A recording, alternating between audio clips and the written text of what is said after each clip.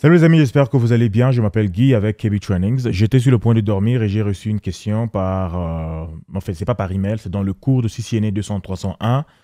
Et c'est une bonne question, c'est une belle question. Je pense que je dois y répondre. Et puis, en voulant taper la réponse à la question que je dis, mais pourquoi ne pas faire une vidéo? Je peux en faire une petite vidéo où je parle en général et je vais juste prendre cette vidéo et je vais envoyer à la personne qui m'a posé la question. Et je vais aussi prendre cette vidéo, je vais la lier au cours de CCNA 200-301, là où il y a le commentaire. Je vais mettre la vidéo, comme ça, on est tous clairs par rapport à la réponse à cette question. Alors, la question, elle est comme ceci. Salut Guy. Et ça, c'est dans le cadre, comme j'ai dit, du CCNA 200-301. C'est dans la leçon numéro 2.2.1, je crois. Pour ceux qui sont dans le cours de CCNA 200-301, qui se trouve sur KB Trainings, qui va de 0 à ingénieur, vous allez remarquer que si vous allez sur 2.2.1, il y a cette question-là. Parce que dans mon cours, vous avez la possibilité de mettre vos commentaires, de poser des questions en commentaire et moi, je réponds. Il y en a auxquelles je réponds par texte.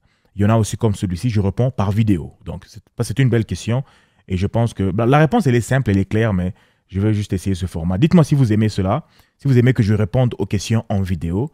Il est déjà minuit 31 minutes chez moi. Je suis censé aller dormir, mais je suis encore là debout en train de faire autre chose. Alors, mais je vais dormir bientôt. Demain, j'ai une réunion, je crois, à 11 h, donc je serai bon.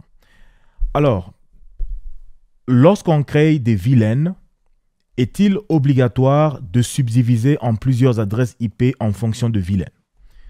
Et cette question implique les VLAN, pour ceux qui connaissent les virtual LANs, ou soit les réseaux virtuels, les réseaux locaux virtuels. Et puis, ça implique aussi, quand on parle de subdiviser, qu'est-ce que je comprends? Je comprends les subnets. Est-ce que pour chaque VLAN, on doit avoir un subnet? Question qui apparaît simple, mais je vais expliquer pourquoi. Et puis je vais répondre. Bon, en fait, d'abord pour répondre, ce n'est pas un secret. Oui, pour chaque VLAN, on doit avoir un subnet. Il n'est pas conseillé d'avoir deux VLAN qui sont dans le même subnet. Chaque VLAN doit être lié à un subnet. Et pourquoi?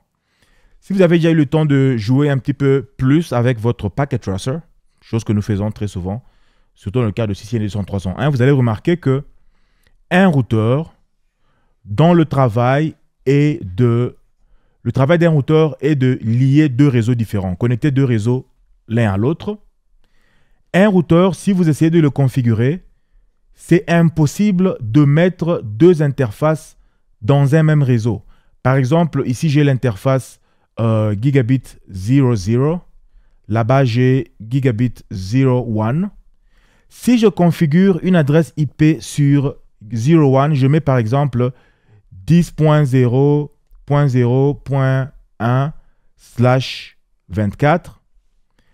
Je ne peux pas mettre le Gigabit 00, je ne peux pas le mettre dans le 10.0.0. Je ne peux pas mettre point 2 ici. Ça va refuser. Ça va refuser. Bon, changer de couleur ici. J'aime bien ce OneNote, c'est vraiment intéressant. Donc, je mets le rouge. Si je fais ceci, ça va refuser. Ça va te dire, tu as déjà l'interface Gigabit 01 qui est dans le réseau 10.0.0.0/24. Tu ne peux pas ajouter une deuxième interface dans le même réseau. Ça, c'est 1. Et puis 2, même si on saute les interfaces physiques, nous allons aux interfaces virtuelles par exemple. Disons que j'ai créé pour le Gigabit 0.1, j'ai créé les sub-interfaces ou sous-interfaces. J'ai créé Gigabit 0/1.1 par exemple, et puis 0/1.2. Je dois configurer les adresses IP sur ces sub-interfaces. Est-ce que je n'arrive pas à bien écrire? Ma souris m'empêche de bien écrire. Un instant. Ma propre souris me trahit. Voilà. Je ne peux pas configurer le même subnet ou soit un même réseau sur les deux sub-interfaces. Donc, c'est impossible. Déjà, par là, nous comprenons que chaque interface d'un routeur ou soit chaque sub-interface d'un routeur doit être dans un réseau différent.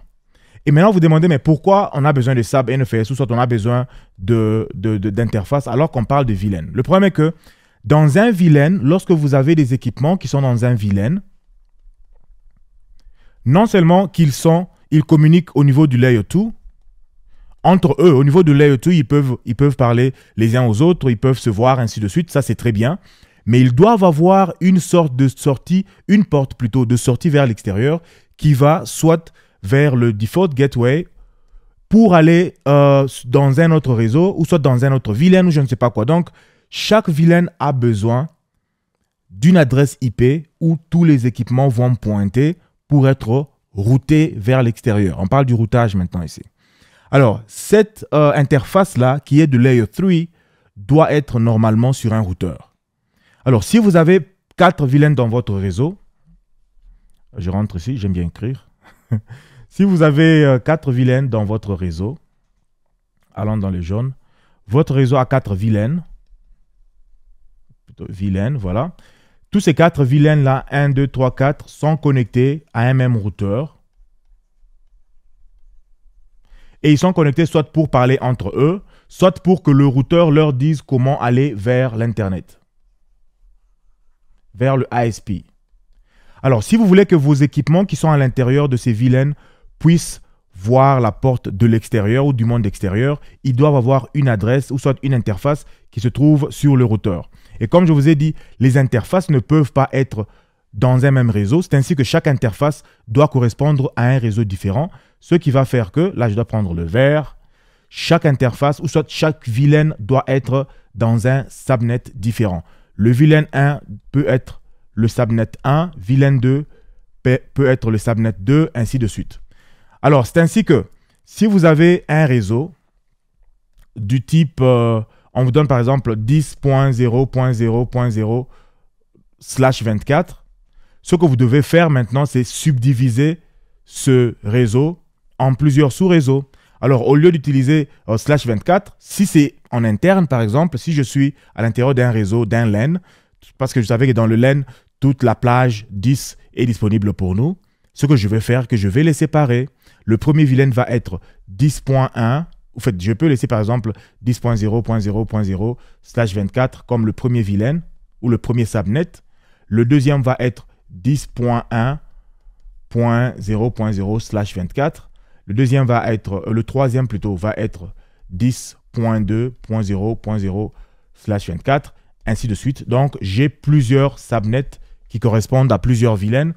Et quand je vais sur mon routeur, je peux configurer autant d'interfaces que je veux et je peux leur allouer des IP qui sont différentes basées sur leur propre VLAN. Voilà, donc, en gros, pour répondre à la question, oui, chaque VLAN doit avoir sa propre adresse IP ou soit son propre subnet qui est différent de tous les autres subnets que vous avez dans votre réseau. Que ce soit au niveau du LAN, même au niveau du WAN, ne dupliquez pas les subnets. Voilà.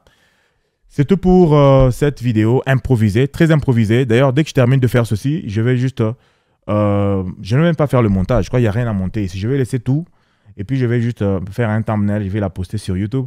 J'espère que vous avez aimé. Si vous aimez, dites en commentaire que vous aimez. J'ai aussi reçu une autre question là. Mais ça va être une autre vidéo. Voilà. Merci beaucoup les amis. Portez-vous bien. Et à la prochaine. Je m'appelle Guy. Vous pouvez me suivre sur Facebook ou Instagram. Sur Guy Bissoukou et KBTrains_FR. Et pour ceux qui étudient pour l'examen de CCNA 200-301, l'examen dans lequel je réponds aux questions comme ça, allez sur fr.kbtrains.com, c'est là que l'examen se trouve. Alors, merci beaucoup, portez-vous bien et à la prochaine. Bye.